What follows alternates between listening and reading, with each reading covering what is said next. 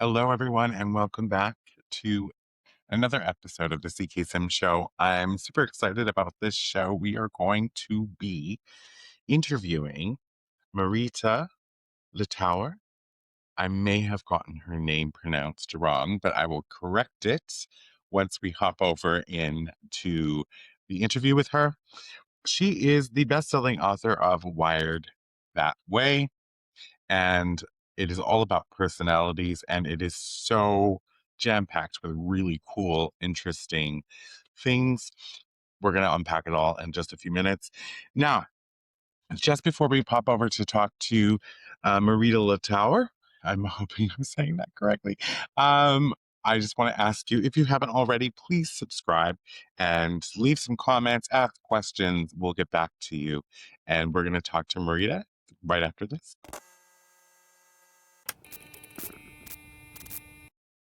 A little show of happy, a little show of shine. Come and hear some stories, maybe leave inspired. Give your mind a break, maybe heal your soul.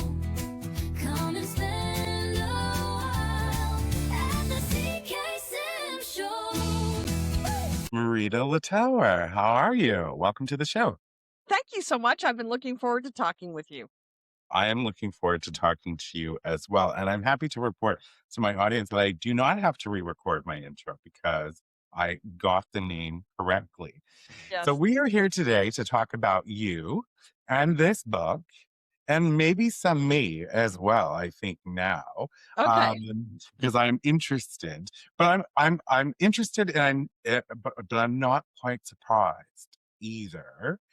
Because you took the personality profile online today and you're I not surprised with the results. Is that what you're saying? well, okay. So yes, well, let's just dive in. So Okay. I took it. So like you made a note on the website that make a screenshot of your chart, right?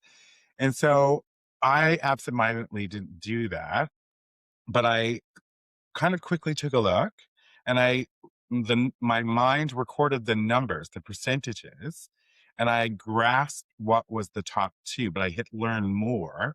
So I read that, and when I clicked back, it brought me way back, and I was like, oh, I lost it. So You did, I am unfortunately. 35% perfect melancholy and 30% popular sanguine. Sanguine. Okay. Am I saying that? Sanguine, yes. Sanguine, yep.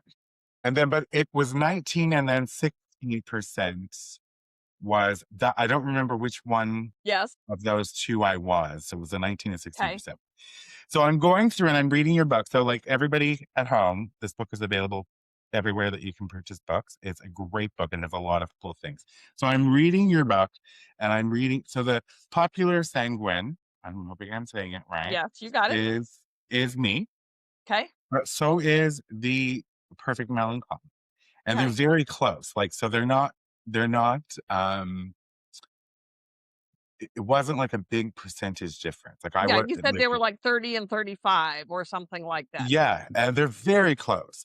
So what I'm not surprised about is that I live in this sort of state of duality. So I read your instructions on the side and I was like, oh, damn. And there was one question. I was like, I'm like all four of these. And I'm like, okay, I have to really just stop and think about which one feels natural. Yes. And so, and that natural component is really important. and you know, it took me a while to realize, because you also mentioned that we often kind of have this idea of who we think we are, but may not actually be Yes. who people perceive us to be. So I loved it. So yeah, so I wasn't surprised because, and maybe you're gonna tell me more about this at this point, and you're gonna be like, okay, this is really what this means or whatever. But Yes. I feel like I am someone who definitely craves order, but I'm also someone who is not so great at keeping order. Yes. But also I'm someone who definitely requires that quiet sort of like time to recharge. I need it, that sort of thing. But if I'm put in a social setting, I am completely by it. Like I'm charged, fired up, but Yes. then depleted. So Yes. it was one of those things. But all right, let's talk about you. So I want to go back because there's this beautiful picture on Wired that way website, which I'm going to make sure I link in the description for everybody. It's the personalities.com. Mhm. Okay. And there's this lovely picture of who I believe is you and your mother, Yes. Mhm. Florence. Yeah, the bottom of the main page. Yep. And she looks, you look like mother daughter. Yeah. There's absolute similarities, and she looks absolutely lovely. But I believe that you had mentioned in your form that this was the work that she was doing when you were growing up. Yes. Yes. And did you follow? Like, well, I'm curious though, what drew her initially, and what year was this to do this Okay. work? Right? I'm curious about that. So what year it was, first off, I'm 67 now. I'm Okay. push pushing 67 and a half, but I'm All right. 67. Okay. The personality profile that you took today in its original format, not online, of course, but the original profile that you took online today, my father created when I was 9 years old. Oh wow. So, and I'm 67. So I've been involved in this for nearly 60 years in one form or another. So that's the answer to what year it was. What year was it? I don't know. I'm not that good at math, but whatever. It was when I was 9 years old. So you asked, how did my parents, or really specifically my mother, get involved in this? My mom and dad are opposite personalities, and that is fairly typical of marriage. My husband today and I are opposite personalities. Even me, who kind of like knew better, like I was when I got married the first time, and I'm now in a second marriage, but when I got married, it's like I knew all this stuff. And I knew the difficulties of marrying someone who is opposite from you. But lo and behold, I fell in love with someone who's opposite from me. And we were married for 29 years when he chose to leave. And I was single for a couple years, and then I met another person who is the same personality and strangely the same name as my ex-husband. So when you read about Chuck in the book, that's my ex-husband, not Chuck that I'm married to today. Okay, good. That was a good call out for sure. Yeah, anyway. So, but my mom and dad, they were opposites. And my mother, like me, is the popular sanguine like you, which I believe you are more popular sanguine than you think you are, and less perfect melancholy than you think you are, just from talking to you this little bit. But anyway, my mom was basically the popular sanguine. My dad was basically the perfect melancholy personality. And for those you have people who watch this, not just listen. Is that correct? That's correct. Yes. So I can do some visuals. Oh, So absolutely. I like to, when in discussing the personalities in the book Wired that way, they're arranged in this way. The book does not have color, but I like to have the color as well. It's very helpful. So my mother was the popular sanguine, represented by the color yellow, the fun, happy, outgoing kind of person. My father was the opposite, the perfect melancholy, represented by the color blue. Both of them also had a good bit of the powerful choleric personality, which I would guess you probably have more of that than you think, and we'll talk about that. But these are the control people, the people who are the natural bosses of life. And because my parents each had a good bit of that, they butted heads. And my father, being the type of personality that basically is always right, he's perfect. He did everything right. And my mother was the one who was late, who forgot things, and so forth. So it was very easy for her to feel like she was wrong, married to someone who was so perfect. Okay. So they read a book through their church. They read a book called The Spirit Controlled Temperament, which was written by Tim LaHaye. And Tim LaHaye is kind of who introduced the idea of the personalities. He called it temperament. We call it personalities, really the same basic thing. It's just that when my mother and I kind of launched this, originally just her, we chose to use the term personality, kind of set our work separate from Hmm. his. Now, he and my mother became very good friends as time went on. But Tim LaHaye wrote this book called The Spirit Controlled Temperament. And for the first time, as my mother read that book, for the first time, she began to see that just because she was different from my father did not make her wrong. Yes. And so this was eye opening for her and truly life changing for their marriage. And so my mother, being the kind of person she was, she started talking about this to her friends. And as she started talking about to her friends, they like said, "Well, can we get together and do this book?" And this was back again, I was 9 years old. So this was back before there were book clubs, before there were group studies, before there were church small groups, any of that stuff. But they basically had a small group meet in their home of couples. And my mom and dad basically stayed one chapter ahead of the little group that they were leading.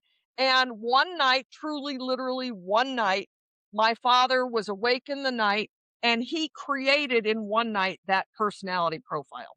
And that personality profile is available online. It's also available in the paper copy. Now, originally, it had the same words we use today. It had the same format we use today. Now it's in color. Now it's online. It's evolved. But we now add word definitions to the words that were not in the original that my dad created that many years ago. But so this personality profile has stood the test of time. I mean, it's been around in use. We sell back in the day when my mother was out speaking. She used to be extremely popular as a speaker for Amway events. And Oh, so, okay. and I often was with her, and there'd be, 20,000 people in the audience cheering, screaming. We would sell several hundred of these paper personality profiles. Of course, they didn't look this pretty back then, but we used to sell hundreds of thousands of those a year. Now I still sell thousands a month, even though my mother is deceased. She's not out speaking on it, and I am not actively until now, really. Um, I, I don't know if you want to get this far into it, but Of short course. version is when my ex-husband left me, I felt like a failure. Hmm. And because, I'm the person who understands this stuff. And so truly I quit. Actually, I quit ahead of time trying to save my marriage. He gave me an ultimatum because he didn't like me traveling around the country and I was a little bit of a celebrity in my little world. And he basically gave me an ultimatum that I had to decide to have a marriage or a business. In retrospect, I believe he expected me to choose the business and then he would have a good out because he would say my wife was a workaholic and business was all that mattered to her. And instead, I chose him.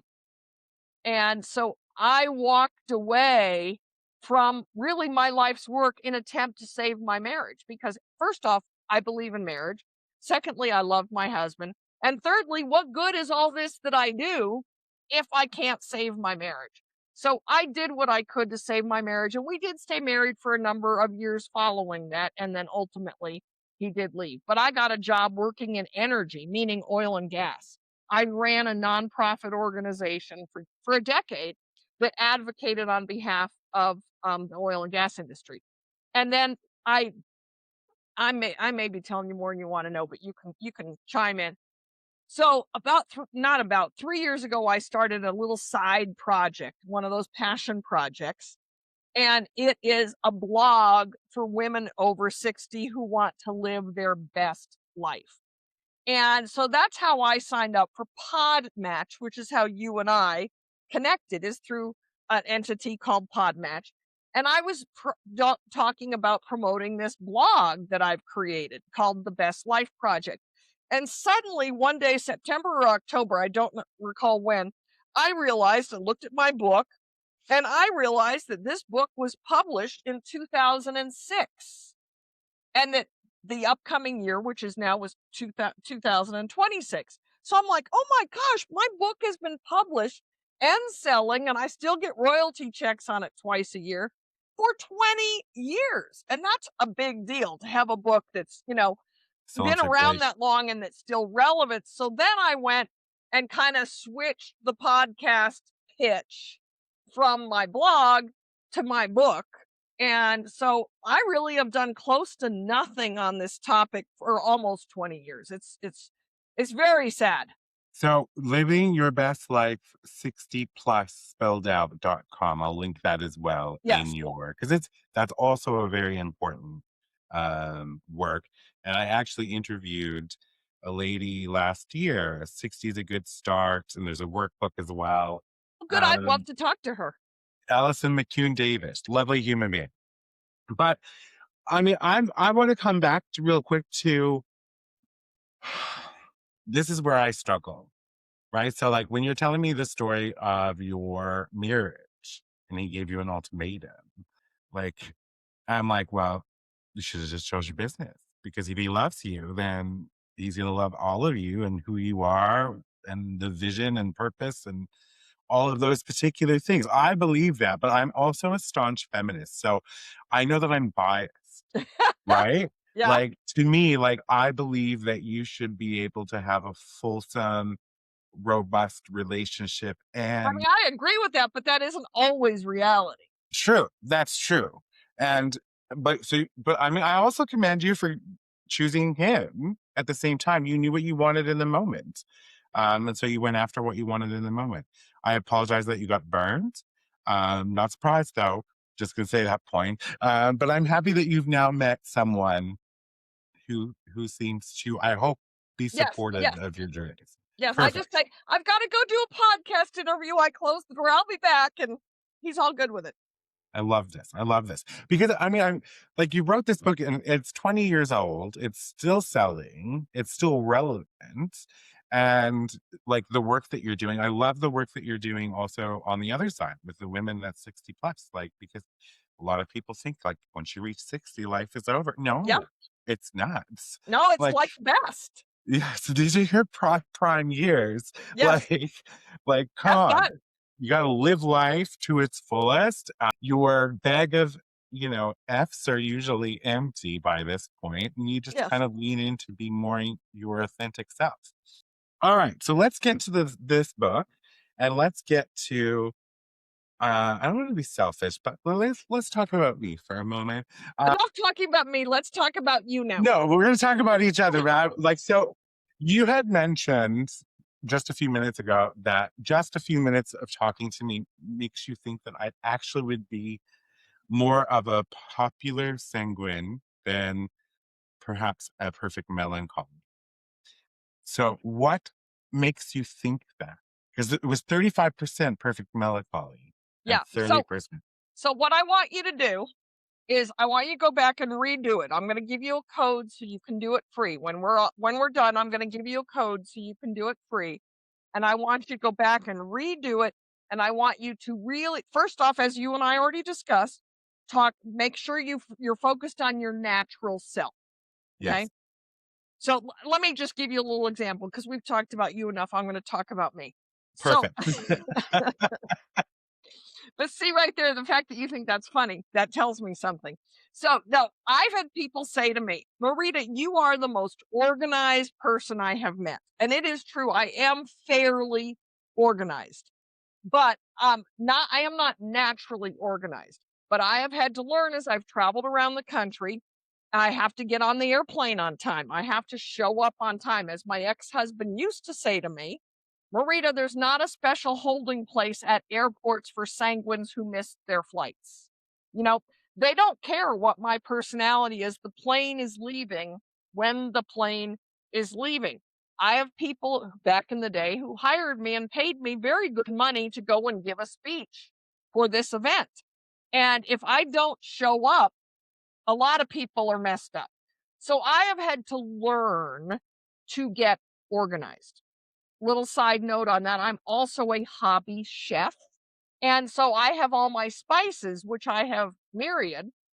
They are arranged not alphabetically, but topically. So Okay. all the green stuff like parsley and cilantro and marjoram, they're all together. All the stuff that's kind of sweet, like you put in cookies, So, like cinnamon and nutmeg and cloves, they're all together. And then I have another section because I have 4 pullouts in my kitchen. So then I have one that is like blends, like Italian blend, barbecue rub, and then the bottom one is all salts and peppers. Love it. So I have, but I'm a hobby chef. I don't want to pull out 30 different bottles before I find the one I want. So I have learned to get organized. So I am organized, but when I take the personality profile, I would not check organized because I'm not naturally organized. I organize because I function better when I'm organized. Does that Okay. resonate with you? A little bit, but I think there were some areas where that came up and I chose Okay.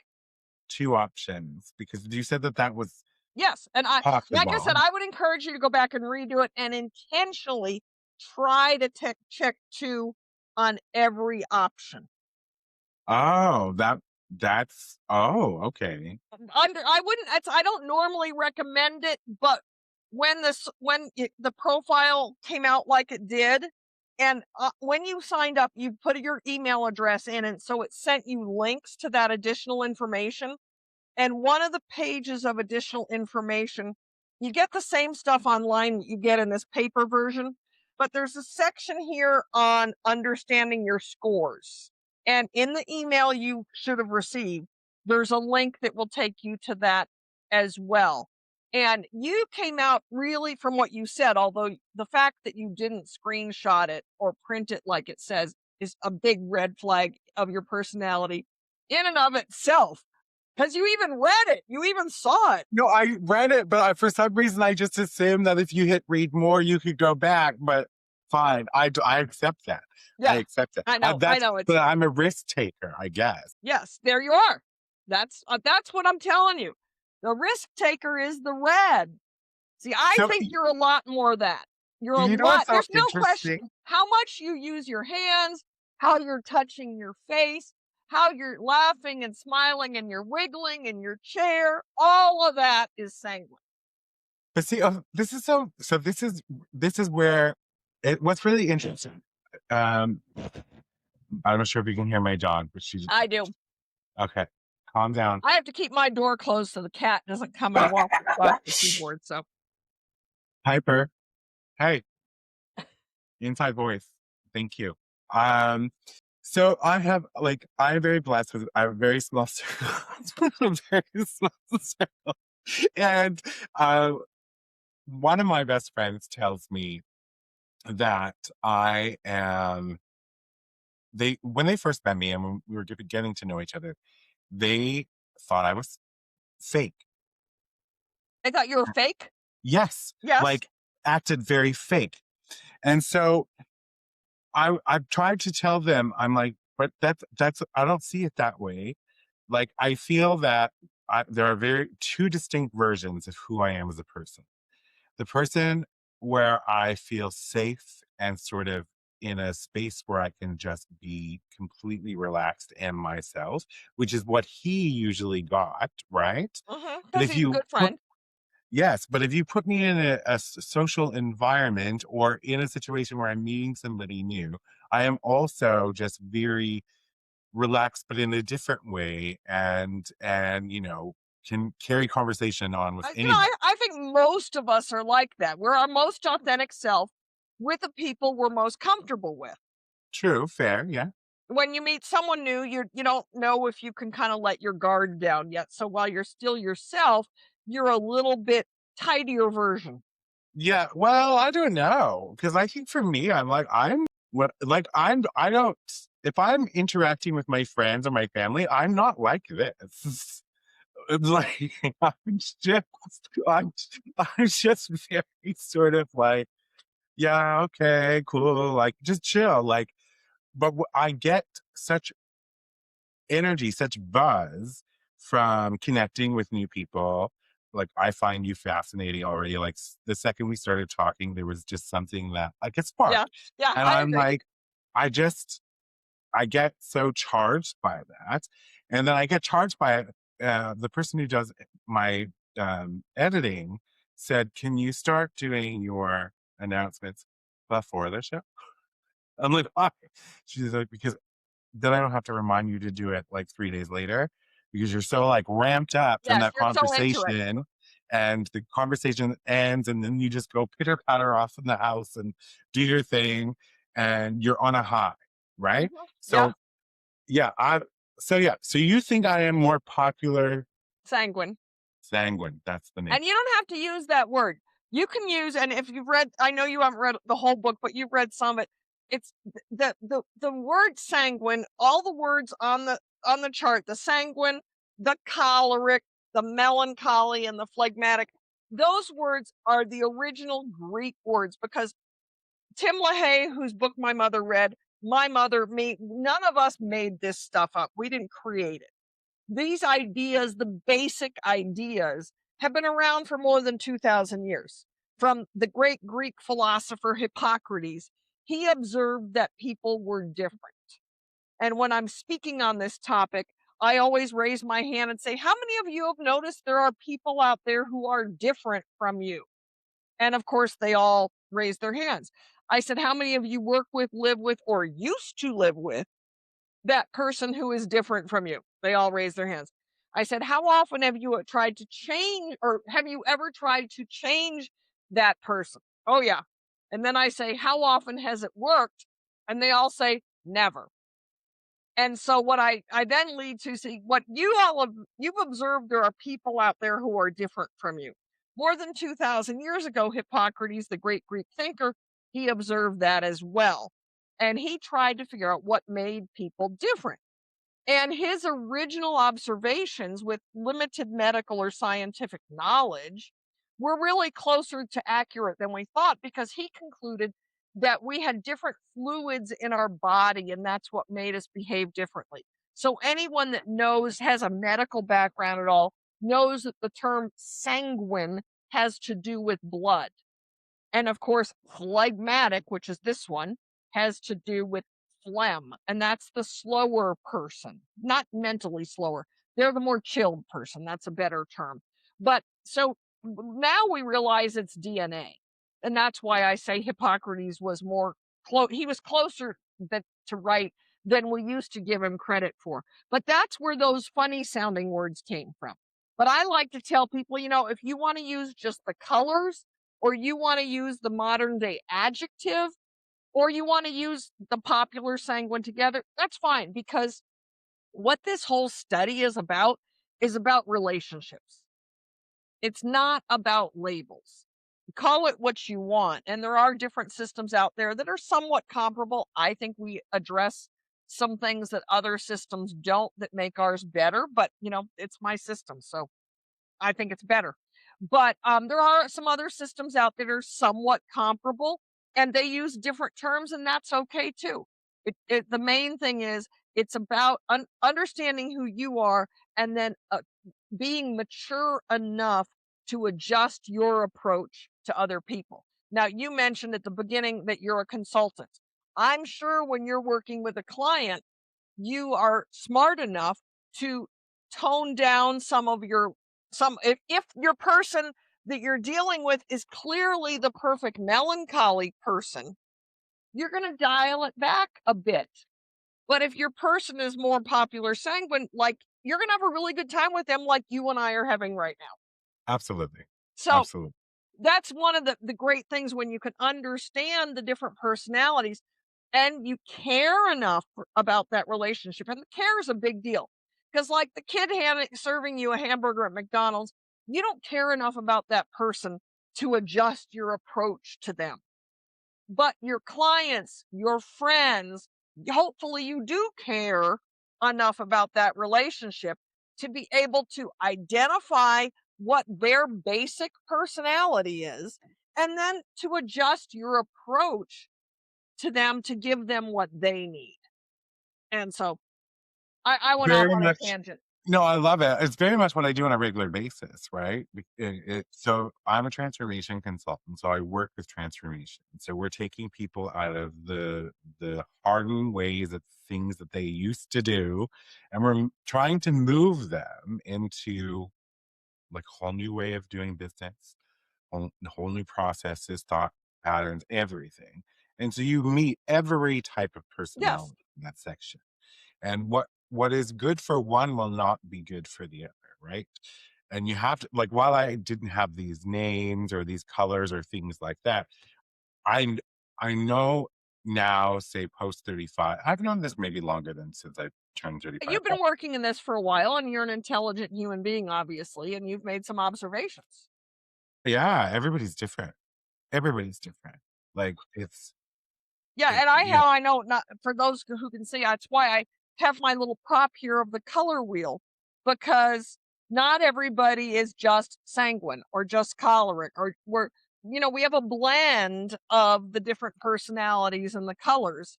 And so the color wheel works real well as someone may be a lot this or they may be, about 50-50 this.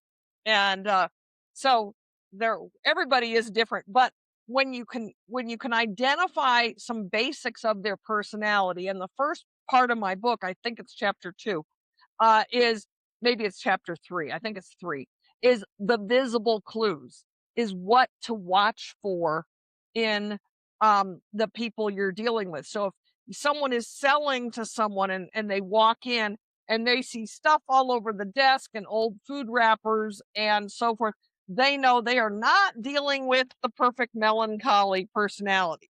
But you walk in and the desk is totally clear and tidy, and they're right on time in meeting with you, then you've got yourself the perfect melancholy.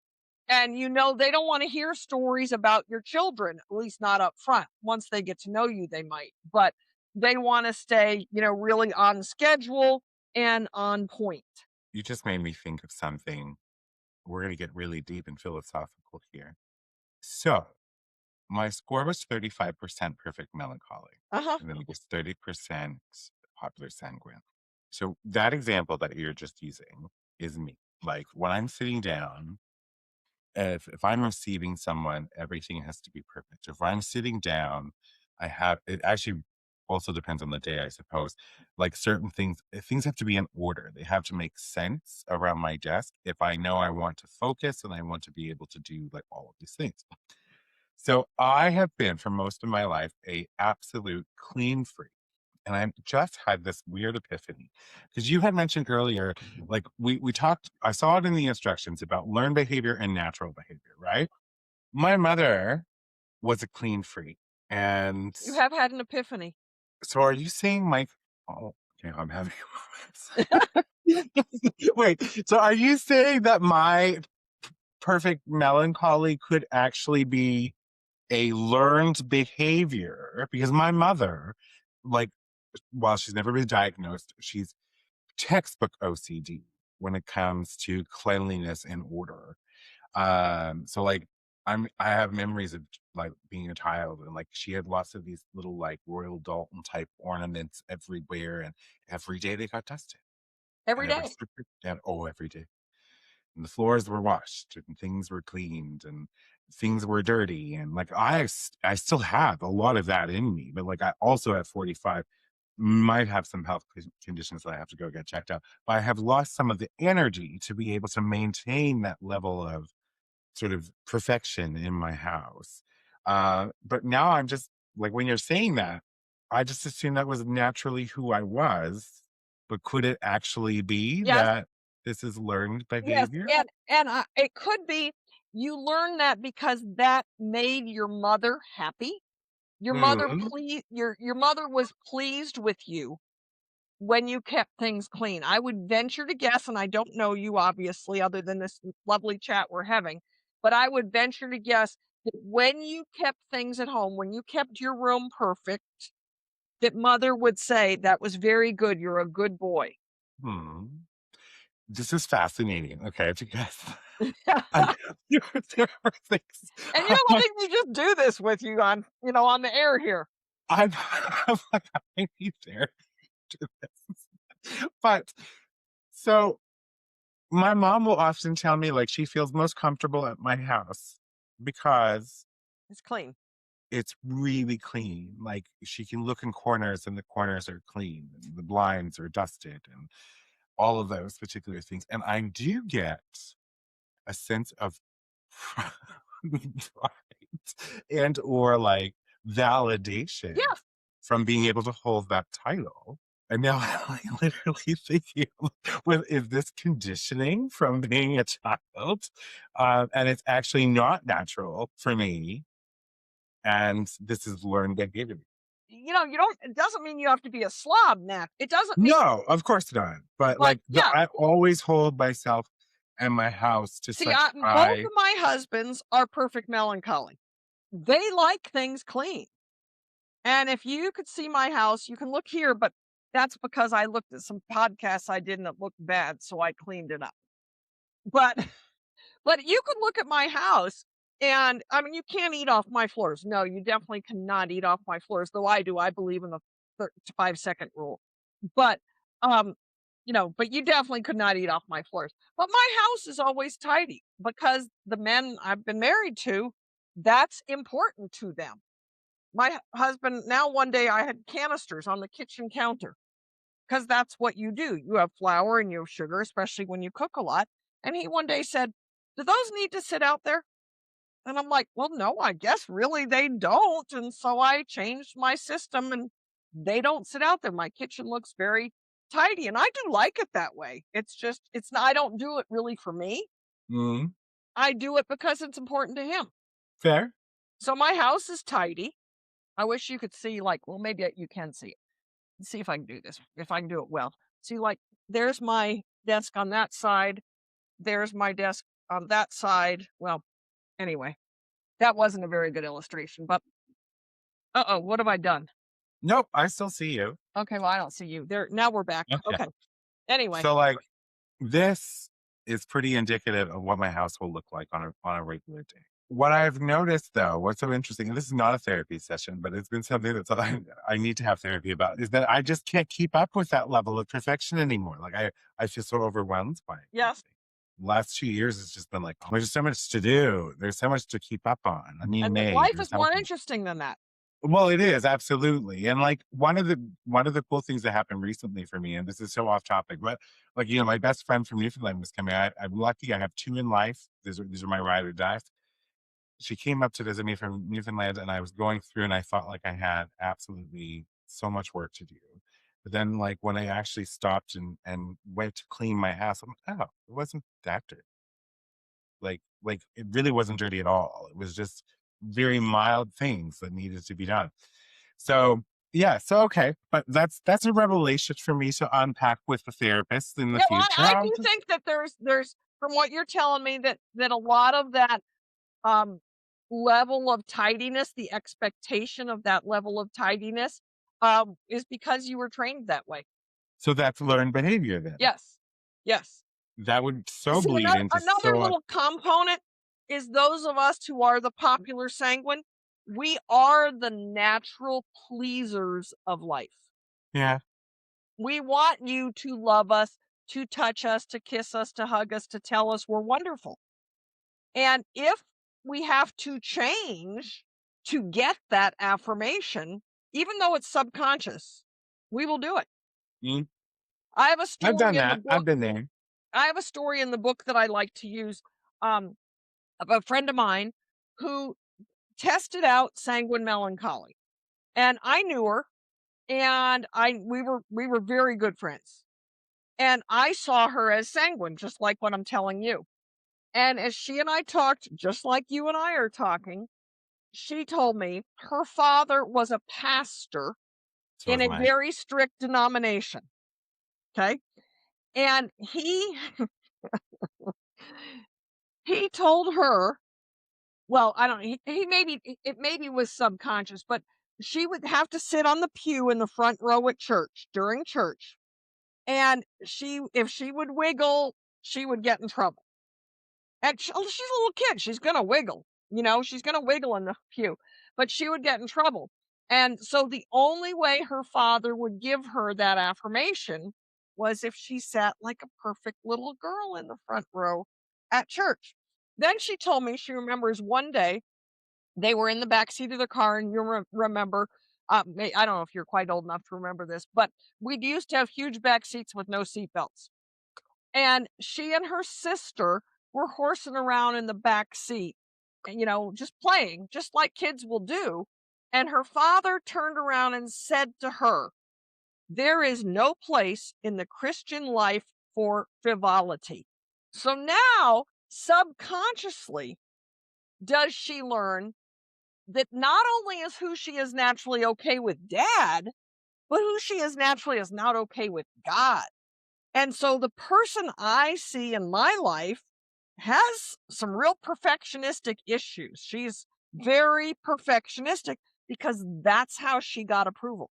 But when she's in other environments, she's much more loose. Mm. Hmm. So yeah, I was laughing because both my parents are Pentecostal ministers. Okay, real.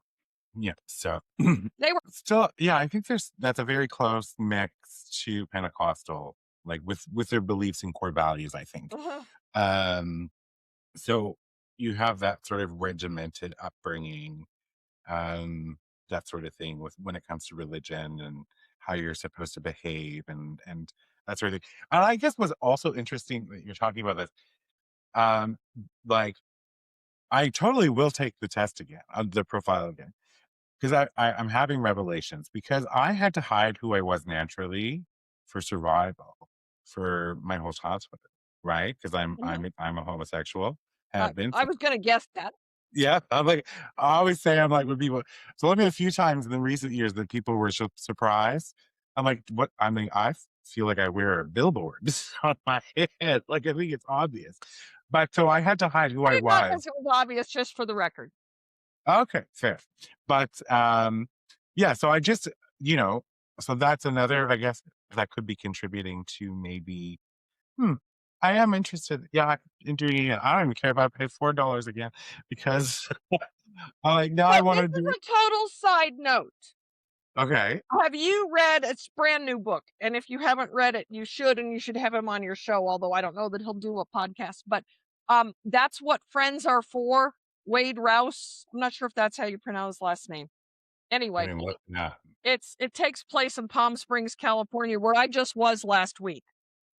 And so I have a little fresh color.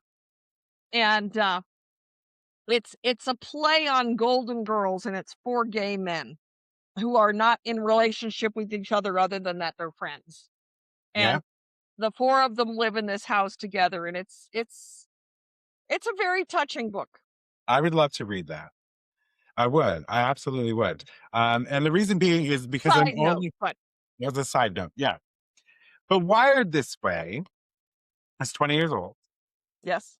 And from what I have read, it does still hold up to today. If you were to say, just putting it out there, be like, I'm going to release a volume two. Is there anything in it that you think that you would want to update specifically? No, there really isn't, because the publisher is putting out, it's not a new edition, because they explained to me that if we did what you're kind of talking about, like if I wanted to go in and change some stories and insert some different things, it now, according to Amazon and probably some other rules that I don't know, it gets a new ISBN number, and then Absolutely. it loses the 600 and some reviews and comments that it has, and we don't want to start over. So I have been thinking about this. And no, I mean, um other than adding some new stories and maybe making some technological references be more up to date than 20 years ago, because when I wrote this, we didn't all have smartphones, for example. you know so there's some things like that that I might change, but there's really not content wise, because let me tell you, my mother's best-selling book, and we're kind of having a freewheeling conversation here. My mother's best-selling book is this, and it has been translated into I don't know how many languages. It's sold, it says more than 1 million, but this has not been updated in ages. It's sold millions of copies, and this is my mother's best-selling book. So when I was growing up, and in my early 30s and 40s, I was with traveling with my mom. We did seminars together and so forth. Your parents might know, might have read my mother's book, but um, we were when I would be in the back of the room when she was speaking, and I would be selling cassettes, and then I sold CDs, and it was, and then I sold her books, and she's got personality plus at work, personality plus for parents, and personality plus for marriage. So people in the back of the room would come to me and ask questions. And so what I did when I wrote Wired That Way is I really tried to incorporate the answers to all those questions that people would ask me that her book did not cover. So I really tried to incorporate all of that in Wired That Way. And so I really feel like it's a very complete book. I love that. I love it. Um, you, for people, this book, what your mission right now is to make sure people understand their personalities so that they can hold better relationships. Yes. And it's not necessarily intimate relationships or marital relationships. It's just relationships across Yes. the board. Boss, employee, employee, employee, parent, child, all of the above. Absolutely. And so people at home can get this book online. You can get it on Amazon. Can you order it? You can order it pretty much anywhere now, I Yeah, think. pretty much anywhere. Okay. It's not it's a legit book. It's not self-published. You can get it pretty much anywhere. And it's 20 years, but I'm like, I wonder if the internet could do its thing and actually like make it a New York Times bestseller all over. Well, wouldn't that be great? I am actually, since I realized that, I have actually hired a publicist, and the book is literally being sent out as we speak to radio stations around the country. Now, these are Christian radio stations around the country, but But why stop there? well, because I only have so much money. Okay, fair. That's fine. But like, it's funny because I would consider myself a Christian. I am. Like, I always say I'm a gay Christian. Tell me otherwise. Only God can judge. Um, but yeah, like for me, I don't say I identify as a Christian podcast. I'm just a place where people can tell stories of struggle and all of that sort of thing. Um, but yeah, I would love it for people to I think that that's one of the most important things in this world, like a lesson that people could need to learn right now is how to work with other people, how to communicate with other people. Because we see so much division, right? Hmm. It's absolutely like crazy. Just me sitting on my phone, so it'll go quiet without fiddling with it. But yeah, there's so much division. So if we could actually get all of our political leaders to like actually read the book, take the profiles, then start employing those tactics. Well, remember, there's a key point. I said you have to care enough. That the care enough is a huge part because all of us were raised on the adage, do unto others as you would have them do unto you. And we were all raised that way. That's a great principle if you're talking about children in the sandbox kicking sand in each other's face. But we tend to carry that even subconsciously into relationships. But we've both just acknowledged that there are people out there who are different. And you can't treat those different people the same way you want to be treated because what you want, and that's one of the things, I mentioned earlier that there are some other semi comparable personality typing systems out there. And I think one of the things that's really different and better about what we do, we being my mother, who's now deceased, and myself, but what's different about what we do is the component of emotional needs, because prepackaged with each personality type, and there's a whole chapter in Wired That Way on this, prepackaged with each personality type is an emotional need, what different personality types need. And um someone who cares about you, your spouse, your partner, your friend, whatever, they're if they realize that, or if you, let's just say you do it, you realize that someone is different, and then you begin to understand what they need, and you start giving them that. I tell people I historically have spoken to women's groups. I've done a little Amway work like my mother had, but I've historically spoken to women's groups. And so I'm dealing with the wives for the most part. And even if their husband will never read the book, will never pay any attention to this, if she starts treating him differently based on she's now observed what his personality type by using the visual clues. She's read the strengths and weaknesses charts, and therefore she's realized, okay, this is something he's naturally just not good at. So maybe I should quit nagging him about that, you know? And then she's realized that he needs this certain thing from me. So my husband now, my second husband, different from my first, he is this peaceful, phlegmatic personality. He Okay. comes home from work at the end of the day and he is exhausted. He's going to work. He doesn't want to go to work. He doesn't really want to work at all. He's a CPA. It's tax season here in the States, so he's going to work. And when he comes home, he's not a happy person. And he literally needs, and I've been preaching this from the stage literally for years, that if you are married to a peaceful phlegmatic, when he comes home, do not hit him with a to-do list. He needs 30 minutes in the recliner. Well, my ex-husband wasn't like that. My ex-husband's secondary was the powerful choleric, which is, like I said, the natural boss of life. But my husband now, he comes home. He doesn't really isn't really all that excited about having me say hello to him. He needs, he lets me, but he's not that excited about it. But he really needs that time in the recliner. And he said to me one day, he said, you're the first wife, I'm number 3. So he said, "You are the first wife who's understood me." And that's to me like, that's golden. That's what Yeah, this is about. That's what this is about.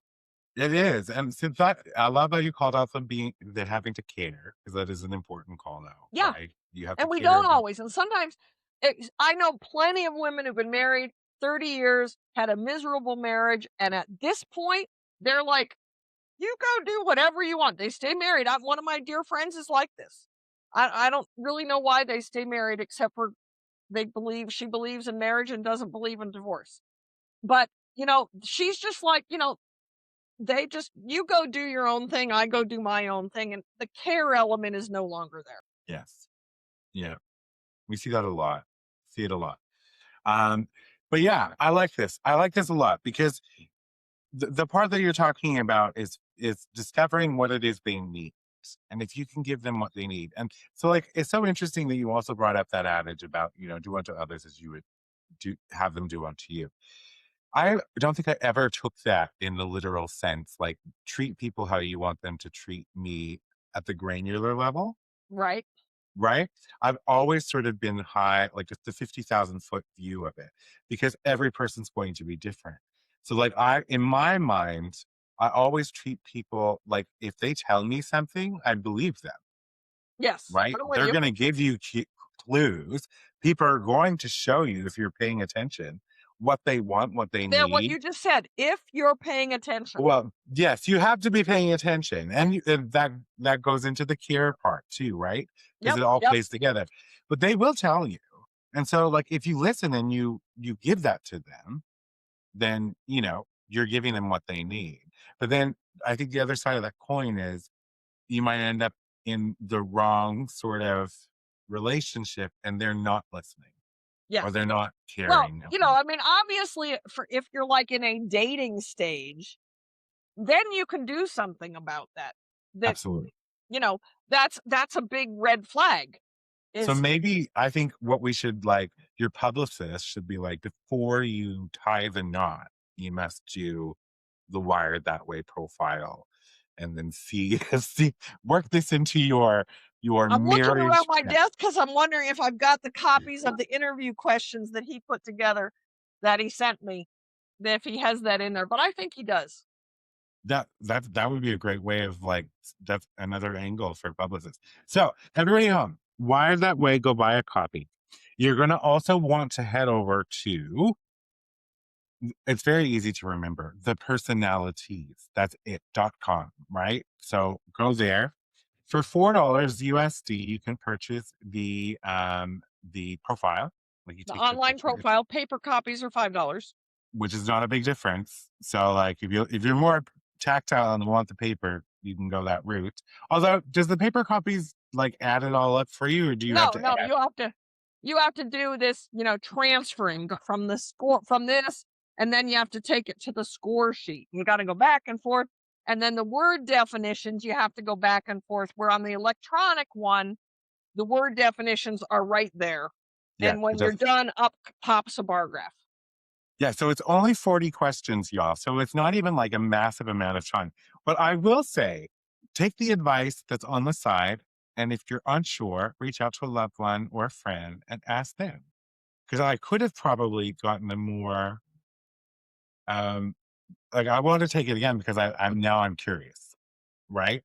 But so it has some revelations today. So personalities.com, purchase the profile, get the book, change your life, essentially, right? Because if you know who you are and then what you need, and you can now start learning who other people are that you're coming into contact with, you figure out a lot of stuff. You offer coaching.